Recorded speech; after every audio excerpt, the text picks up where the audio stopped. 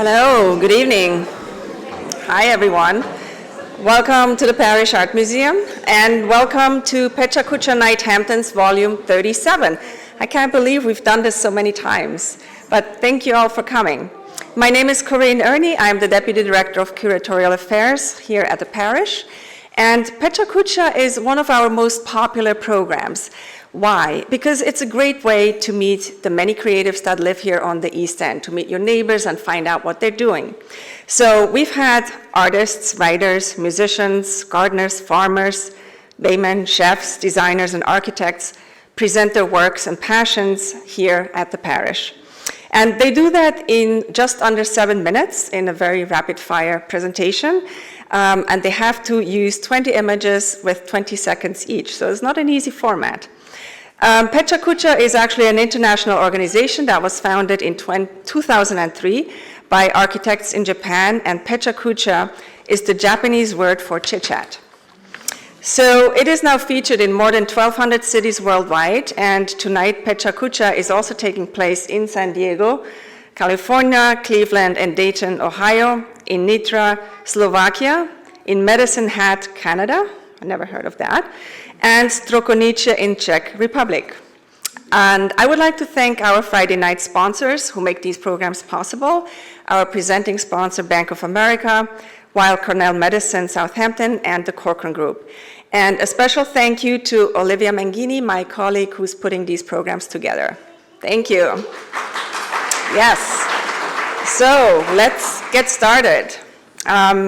And I know this takes a lot of nerves to do this and stand in front of a big audience. So anyway, let's get started with Edwina Lucas, who learned the technique of oil painting at a young age from her mother, a fellow artist.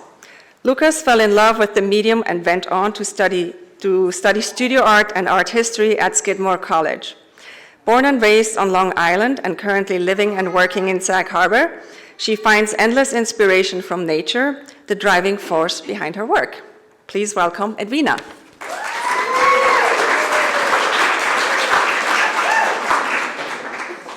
Oh, this is cool. Okay. I'd like to start off by thanking the parish for inviting me to present tonight. This first image is actually of me at the old parish taking one of my first art classes. After class, we went into the museum and I saw a Chuck Close painting for the first time. I was floored by his work, convinced he was part artist, part magician. After seeing this painting, I knew I wanted to make magic like that in my life. I knew I wanted to be an artist. I grew up in a family of creators and observers. My father is a builder and my mother is an artist. As a child, I was always encouraged to talk about the things I saw, and more importantly, how they made me feel. I was encouraged to make things. This support led me to major in studio art at Skidmore College. Here is a section of the painting studio during my senior year. I did a series of underwater paintings that were a nod to my childhood growing up near the water on Long Island. These works were a reflection on the tender times of youth navigating deep waters. At school, I was able to work across disciplines, a practice I found very beneficial to the expansion of my ideas. Here you can see an image I made in photography class by layering 3 photos. I then painted this new image and presented it as part of my senior thesis. After college, I began to work as a studio assistant for beloved artist John Alexander of New York City and Amagansett. I worked for John for 7 years and got to see the ins and outs of the art world. More importantly, I got to watch a true master at work. John and I share a love of nature, and he encouraged me to paint my surroundings. I began to work in plein air, a both deeply daunting and rewarding practice. The encouragement from my family as a child to really look at things and observe my emotions pushed me to not just document nature, but rather transcribe my experience in paint. I attempted to show how a tree branch could lead you to heaven, or an ocean wave could bring you to your knees. I cropped the landscape to find dramatic compositions that pulled the viewer in. I laid the paint on thick in areas and let it fall flat in others. My brush danced freely. At this time, most of my college friends had moved to big cities and gotten quote-unquote real jobs. Many times I questioned my choices, wondering if I was in the right place doing the right thing. But every time I packed up my supplies and headed out into our unique and breathtaking landscape here on the East End, I knew I was in the right place. Living in Sag Harbor near my mother and grandmother, both avid gardeners, I developed a love for flowers. I loved learning their names, their likes and dislikes, and when they would bloom. I was enthralled by not only their beauty and variety, but their resilience. These little beings faced storms and long winters and still found a way to rise up and find the sun. Flowers quickly became my favorite subjects. Each flower was an opportunity to slow down and look deeply, each one a gift and a vital part of the garden as a whole. I loved finding a narrative between the flowers, allowing them to tell me their story. At the time of this image, COVID was just beginning, and like everyone else, I stayed close to home. I spent my days painting in my garden. Once again, I was moved by the resilience of the daffodils. I saw this same resilience, however, in the community around me, as we adapted and navigated the bumps, more like boulders in the road. As I painted these smaller works, I enjoyed the intimacy of getting to know just a few flowers on the canvas. I did miss the scale and drama of my larger works, though, so I decided to scale up small bouquets. I made the flowers gigantic, ranunculus you could lay your head on. At this time, we still weren't gathering, so the only way to show work was online. I posed myself, friends and family, and our most cooperative cat in front of the work so scale wasn't lost in translation. These for scale images became another fun element in the creative process. With each close-up flower painting, I became more curious and hungry to paint another. What would happen if the background was dark? What if the flowers cascaded down or burst through the center? My wheels were turning, always a good thing. I love the process of these paintings. I paint from life, so I visit farm stands and florists to find my subjects. I then spend a long time in the studio arranging and finding my composition. I feel like a sculptor, placing each flower and molding the bouquet just so.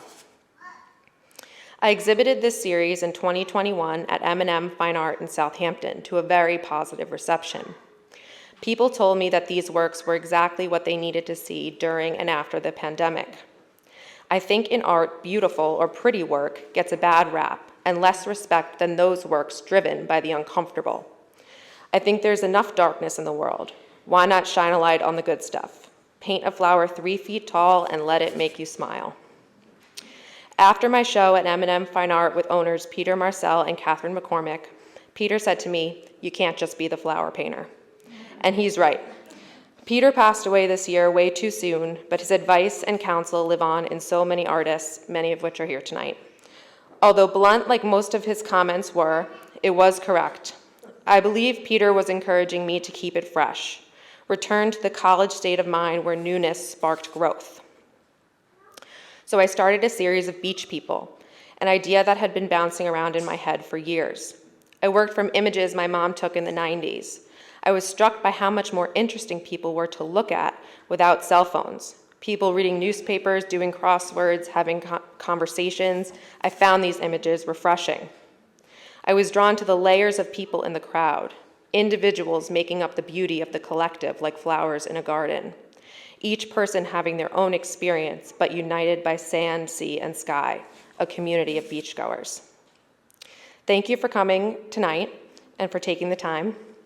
I hope this presentation encouraged you to look a little longer, listen a little deeper, and meditate upon your experience. Celebrate the good stuff so we can reference it when the darkness comes. Take some time to stop and smell the roses.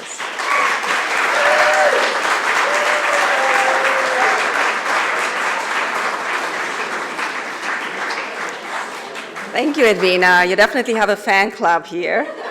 And it's always great to know that artists got their start at the parish with education classes. We have so many presenters here who actually did come to art classes here, so thank you. And I agree with you that watching beach crowds has something very calming and refreshing, so thank you.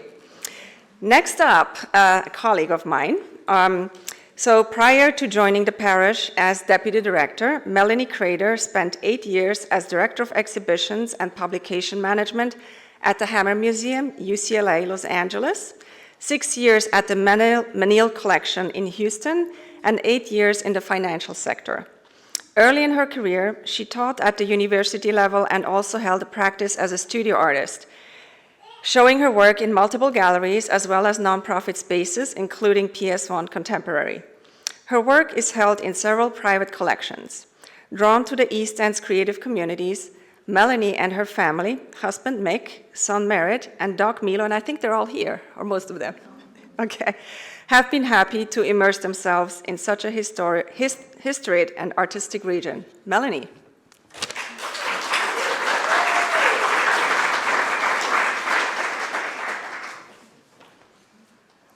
Thank you so much, Corinne. Also, thank you so much for everybody coming out tonight. It's great to see you. Let me get started. So, for those of you who don't know me, I'm originally from Louisiana, and storytelling is a big part of the culture. So it seems fitting that I'll start there. My dad loves to tell this story about how he would take me to the corner store and tell me to go pick out anything I wanted. Every time I would go to this section with the colors and the coloring books and would choose that over everything else, over candy, over toys, over snacks. He would always find other things and say to me, "Look at this. Wouldn't you rather this?" And I would always reply, "No, this is what I want." He never quite understood why, and would often tell others about how he was amazed that a child would always pick colors over candy and snacks and toys. Later, it became obvious to him when my passion and career in the arts was revealed. The most exciting time was when there was a 64-pack of Crayolas.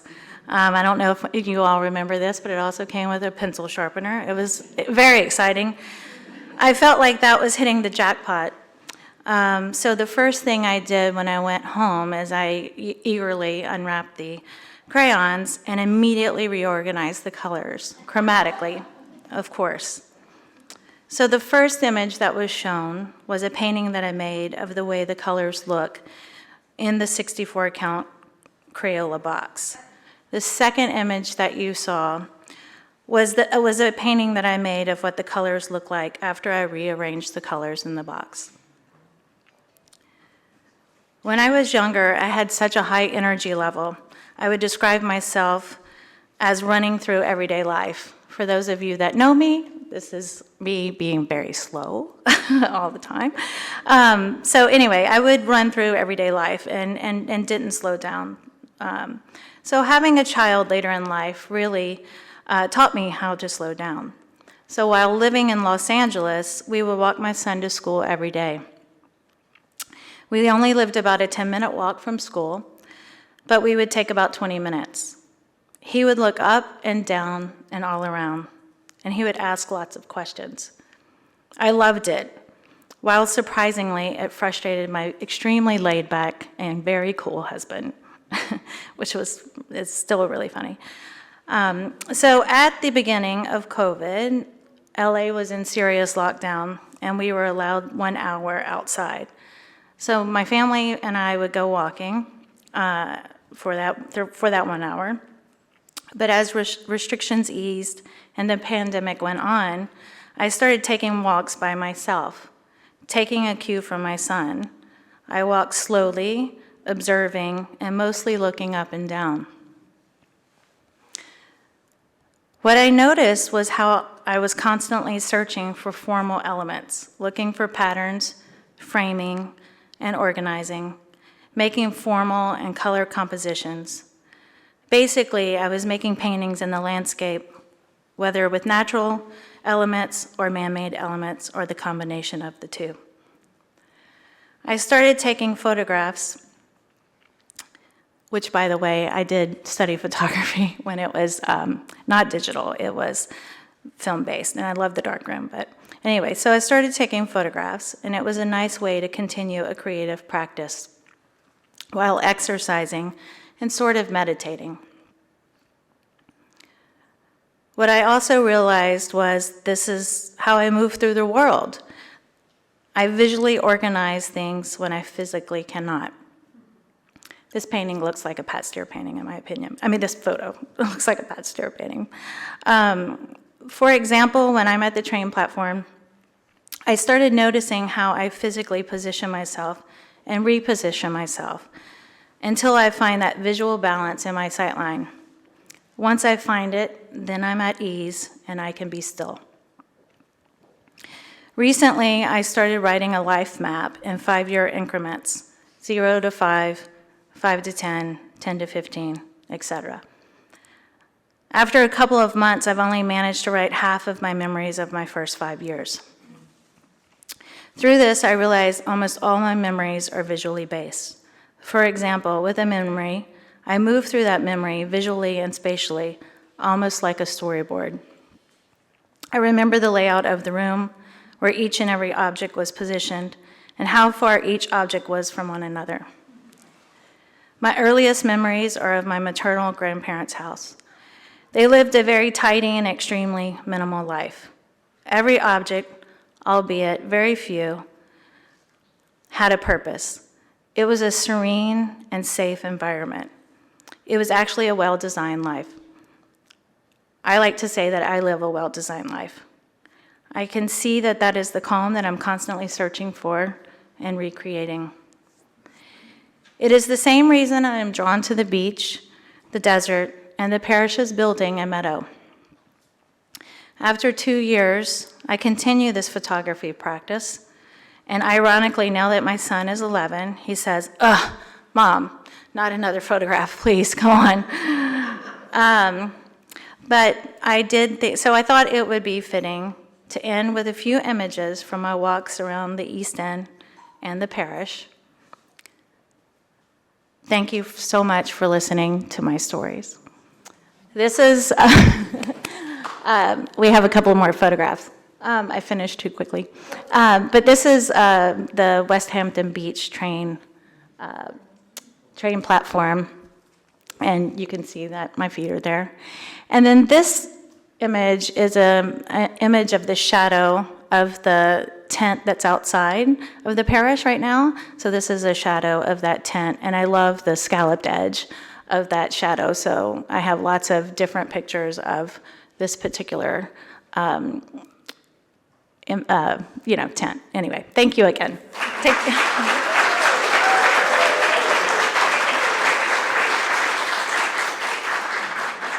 Thank you, Melanie, for sharing these beautiful images with us. I always knew you had a sense for organization, but I didn't really know that you had such a sense for, organizing pattern, colors, and space. So definitely want to see more of that outside of our daily duties. So thank you.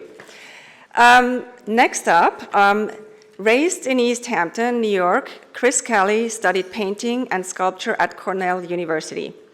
His work has been featured in solo and group exhibitions, including Gallery Riva in New York City, Com Rowan Fine Art in East Hampton, M Art House in Bantam, Connecticut, the Lucor Art Montauk, and Mark Borgi in Sag Harbor, as well as Market Art and Design and Hampton's Fine Art Fair.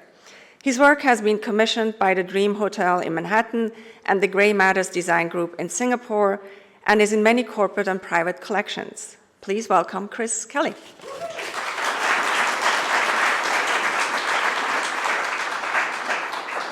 Thank you.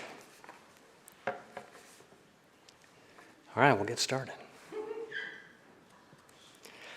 Hi, everybody. Thank you for coming. My name is Chris Kelly, and I'm a painter and sculptor from East Hampton. I actually grew up in East Hampton and graduated from East Hampton High School. And after living in New York City for a while, I recently moved back out east. I now live here and create artwork in my studio full-time. As artists, we are always looking for inspiration, something to ignite that spark of creativity. And today, I'd like to talk about the golden ratio and how I use it as a starting point for my abstract paintings and sculptures. What is the golden ratio?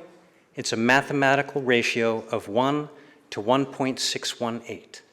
I like to refer to it as the hidden geometry of nature because it shows up in nature in many ways, from the curve of seashells all the way to the shapes of hurricanes and galaxies.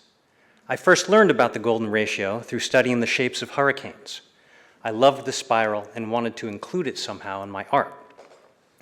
And as I kept researching, I came to realize that it has been used in art and architecture for over 2,000 years. In the Western tradition, it began in ancient Greece with Euclidean geometry from around 300 BCE. It has also been documented in Indian mathematics from around 450 BCE. And then fast forward to 1202 AD, when we get a mathematical equation to describe this ratio. This is known as the Fibonacci sequence. It is a simple but elegant mathematical formula that can be depicted as numbers, a spiral, or a series of rectangles. The following is a basic drawing showing all three. To get each number in the sequence, you add the two previous numbers. So 1 plus 2 equals 3, 2 plus 3 equals 5, 3 plus 5 equals 8, all the way to infinity.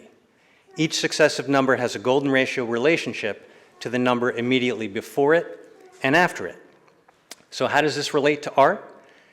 This is the basic grid that is used as a way of organizing a canvas to highlight areas of visual impact.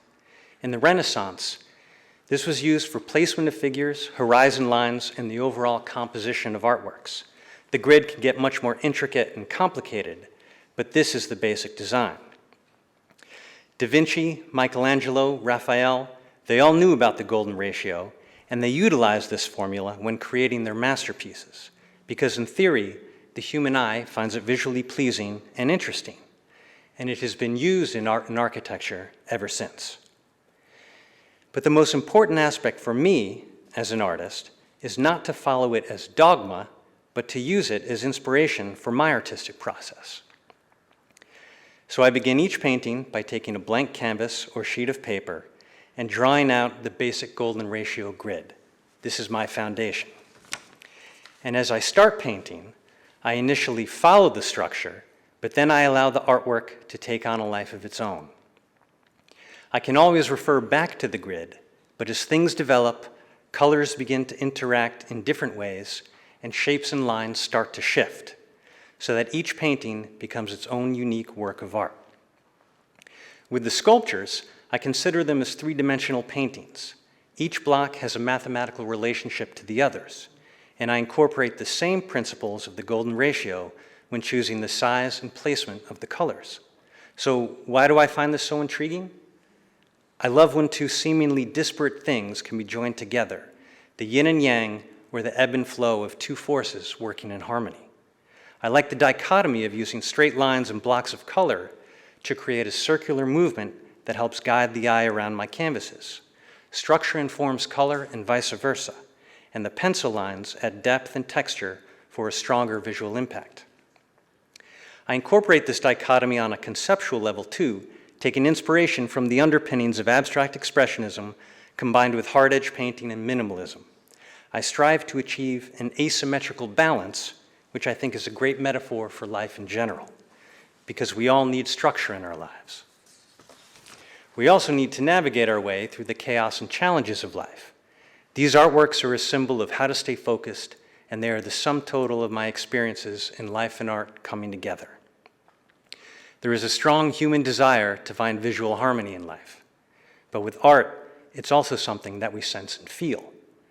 This is very evident with music. The vibrations of music have direct access to our emotions.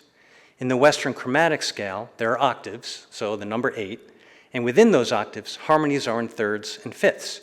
3, 5, and 8 are all Fibonacci numbers, and the mathematics inherent in music follow the golden ratio. And if we go further down the rabbit hole, musical notes and their vibrations are also associated with colors. Just look at the chakra system from yoga and Sanskrit meditation. I think of my sculptures and paintings in musical terms, and I actually consider all of this when creating my artworks. I approach each artwork as a puzzle to be solved with the goal of achieving visual harmony and movement. It's not necessary to use the exact golden ratio measurements, but they are helpful as guidelines and can also help spark ideas. For example, when Frank Lloyd Wright designed the Guggenheim Museum, he took inspiration from the spirals of nature. The spiral of the Guggenheim doesn't follow the exact golden ratio, but Wright used it to fuel his ideas, acknowledging it as a link to nature. And this speaks to the power of art in general, a bridge between nature and humanity. This is why I chose to call my latest solo exhibition The Eye of the Storm, because we're not just looking at something from a distance, we can also be in the middle of it, and we can move through it. I think of these artworks as helping to provide safe passage through the storms we may encounter in life. As human beings, we all need to find ways to make sense of the world, ways that work for us, thought processes that get us to the act of creation. Being creative is a part of all of us, and if we strive for and seek inspiration, it can be found almost anywhere. And whether or not you consider yourself to be an artist, we all need the same thing. Thank you very much.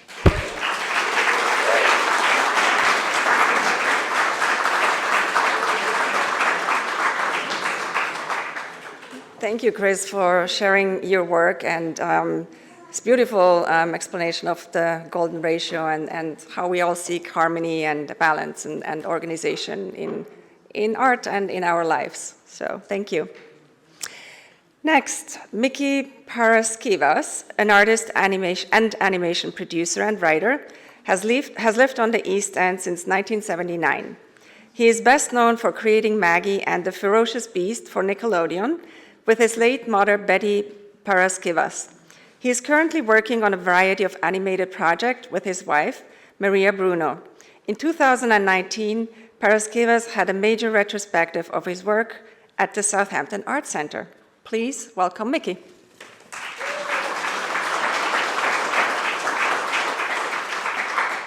I'm going to set this up so I can read it. My wife told me to write this because I tend to ramble, so this will be good. Thank you for having me here. I really appreciate it. Does it start? You can start. I have to thank my wife for talking me into spending a week on a farm in Iowa. You'd think that living out here on the east end of Long Island for the past 40 years that I would have eventually painted a few landscapes. But everyone out here painted landscapes. I was busy doing kids' books.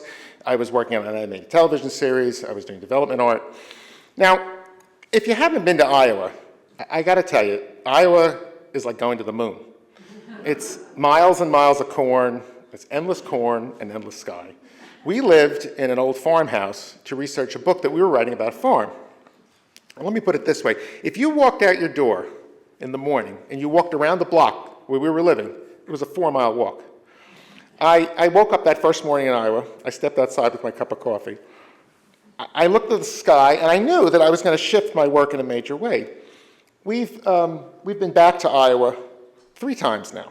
I'm still painting landscapes from my trips there. Now, however, the main bulk of my work over the past 12 years has been digital, whether it was for a kid's book or development for the animated series we were working on. I was always working on an iPad or I was working on a Wacom tablet. And as much as I enjoyed all of this, as much as I enjoyed doing the books and the development art and the character design that I generated, I miss that physical act of painting. I painted here and there, but I really miss that day-to-day feeling of putting paint on a brush. I miss getting up every morning and simply applying paint to a canvas. I was completely burned out on working on an iPad. Now, I've kept a lot of sketchbooks over the years, and I've always jotted down a lot of little ideas. And sometimes I'd look at these drawings and I'd say, well, I don't really want to spend the whole, a month painting something 5-foot by 5-foot painting. But I figured if it was small, a little tiny painting, that I could just get it out of my system. So I took these panels. They were about this size. This is the size I work on. And I took these panels and I started this project on January 1st of this year. And I decided that I was going to do a painting a day for a month. And I thought, that's a good goal. At the end of the month, I'll have 31 paintings, and I'll do these little landscape paintings from my sketchbooks from Iowa. But it wasn't long into January that I decided that I might be able to keep this up for a year, and so that by the end of 2022, I would have 365 paintings, and that sometime in 2023, I would do an exhibit of all these paintings. Now, I've always been fascinated with dreaming, and every once in a while, I'll remember some crazy moment from a dream. Big giant wave, tornado hitting the house. I'd see my mother once in a while. It was always nice to see my mother.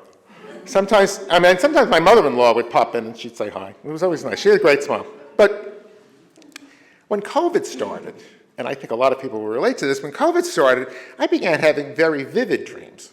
Now, it could have been the shot, it could have been a bunch of, I don't know what it was. But I think it was a form of stress management. So, but by the time the coffee kicked in at breakfast, I couldn't remember much of the dream at all. It was only like, I remember a little snippet of it, a little photograph of something that happened in the dream.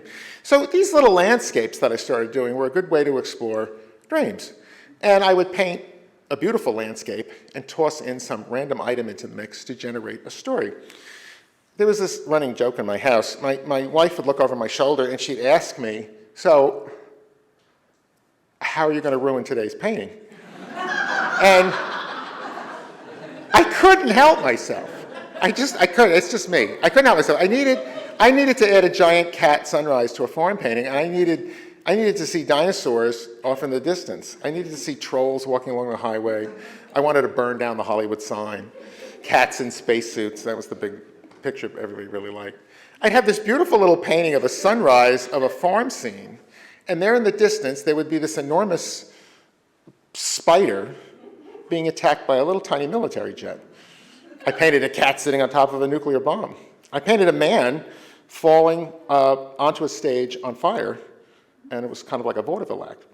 Now, the shadowy figure firebombing the Brady Bunch house was not a painting that my wife wanted me to do, but she loved the Brady Bunch, but she took great offense at that painting. But my idea was that every picture paints a story.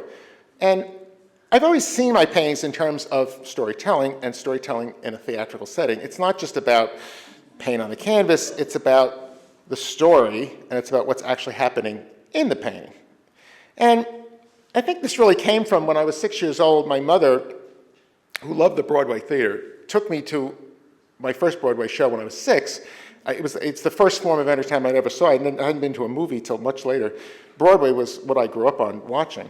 So I think that's why if you look at a lot of these paintings, you'll see that a lot of them are presented in a very theatrical way, as almost if you were watching a scene play out on a stage or a movie screen. So I've looked through these paintings, there's 265 of them so far. I've looked through these paintings so far, and I've discovered that I love cats, I have an obsession with robots, I like fire, I like end-of-the-world disasters, masks are good, sunflowers, I love sunflowers, and I have a tendency to like science fiction. These paintings were, if you look at these paintings viewed together on a wall, you really get a good look into my somewhat twisted imagination. I thought in the spring, around April and May, I discovered that I kept thinking to myself I was never going to make it through the year, and I began to doubt that I was going to have enough ideas to fill all 365 days, but with something compelling or interesting.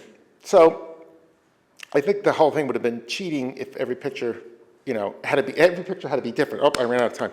He said, so I'm still going strong. I haven't missed a day. And the big question now is, when I get to New Year's Eve, am I going to continue into the next year? I'll decide on New Year's Eve. So you can follow it on Instagram. So thank you.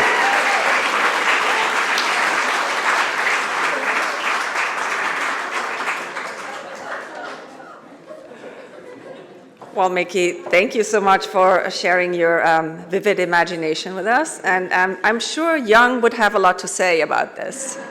So anyway, next and last presenter of tonight is Kelsey Edwards. She is an award-winning filmmaker, author, and curator, and an associate professor of film and television at Hofstra University. She is the founding director of Iron Gate East, an exhibition series and curatorial project based in the Hamptons, inspired by a gallery she co-founded in Austin, Texas in 2003. Films directed by Edwards have screened at many of the top film festivals in the country, including South by Southwest, Hamptons Film Festival, and Miami International Film Festivals. Her most recent feature documentary, The Art of Making It, won the 2022 Audience Award for Festival Favorites at South by Southwest Film Festival, and we still have to show it here. Edwards holds an MFA in documentary film from Stanford University and lives in Quogue, New York. Kelsey, it's all yours.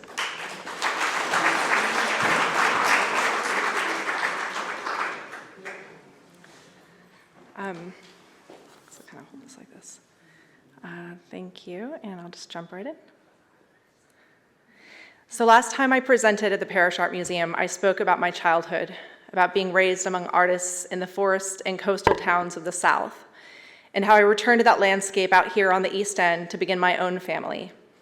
I had just launched a curatorial project, a sort of gallery without walls called Iron Gate East.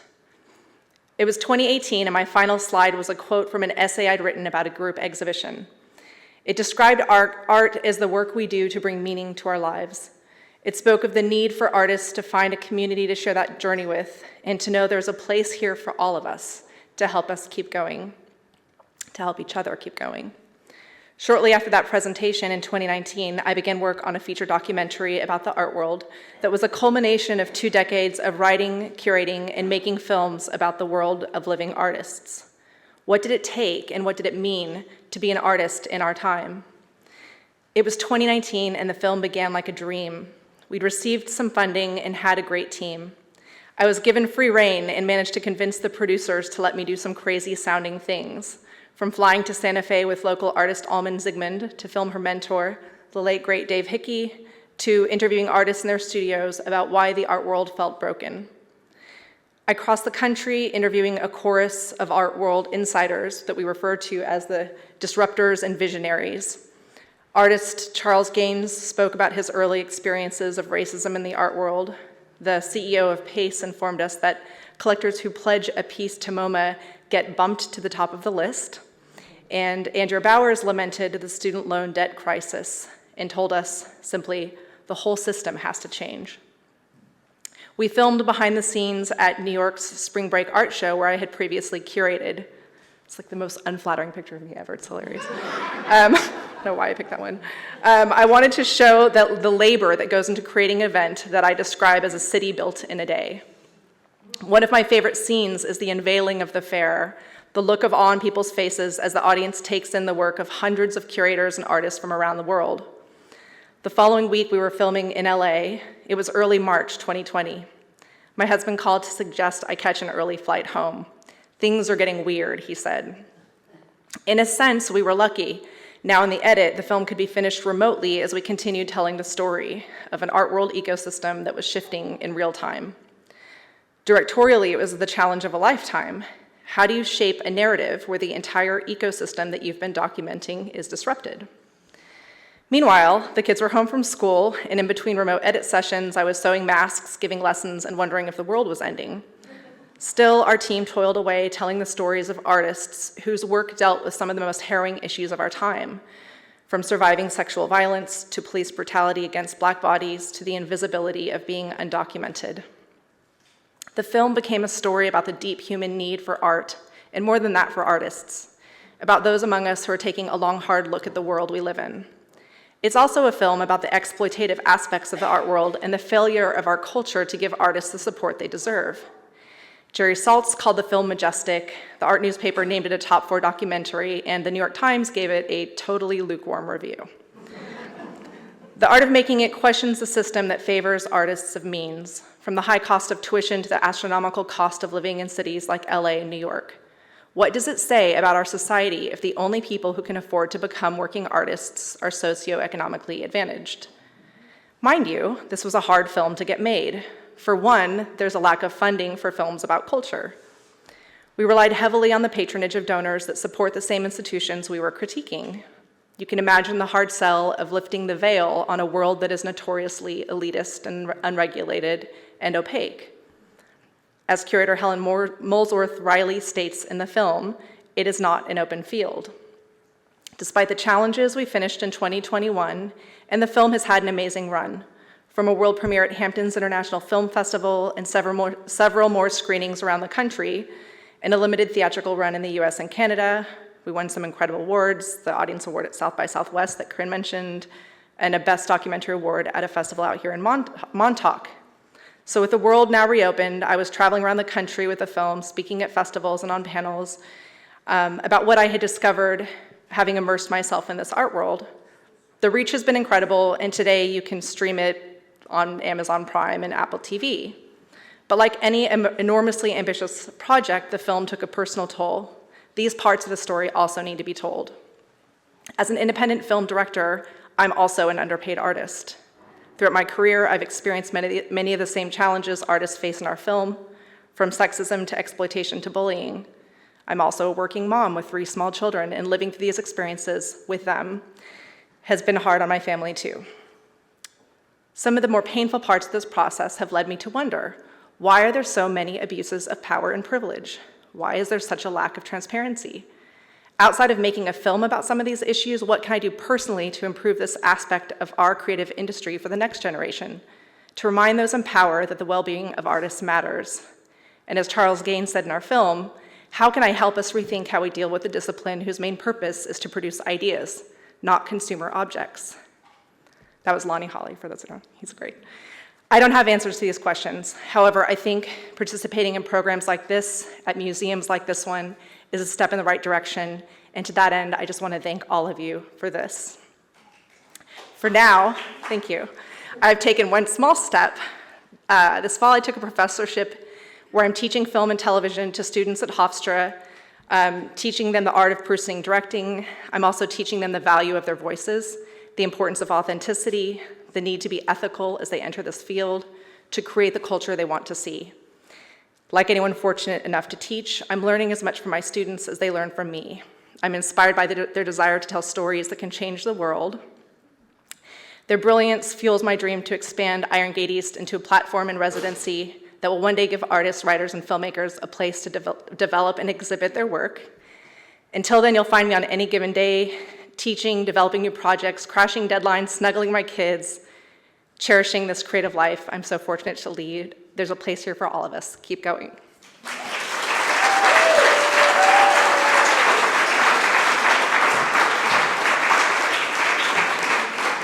Halsey, thank you so much. I don't know how you do it all. It's amazing. And congratulations to the film. It really, truly raises important questions about the art world, the art ecosystem, something, we ask ourselves every day. But as you say, it's so important that we keep generating ideas.